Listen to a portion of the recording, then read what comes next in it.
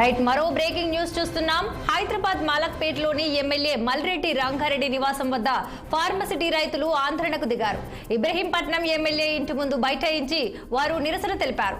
పరిహారం వద్దు, భూమిలే ముద్దు అంటూ నినాదాలు చేశారు. ఇక ఎన్నికల సమయంలో కాంగ్రెస్ పార్టీ ఇచ్చిన హామీ మేరకు ఫార్మాసిటీని రద్దు చేసి తమ భూములను తమకు ఇప్పించాలంటూ డిమాండ్ చేశారు.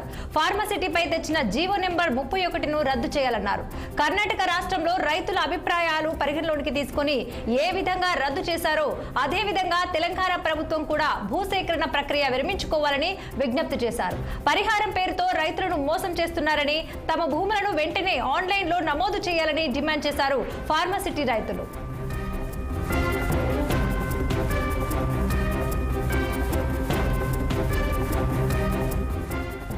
హైదరాబాద్ మలక్పేటలోని ఎమ్మెల్యే మల్రెడ్డి రంగారెడ్డి నివాసం వద్ద ఫార్మసిటీ రైతులు ఆందోళనకు దిగారు.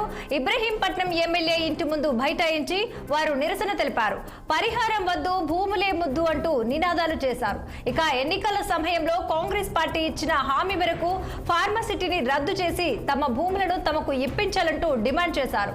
ఫార్మసిటీపై తెచ్చిన జీవో నెంబర్ 31ను రద్దు చేయాలన్నారు.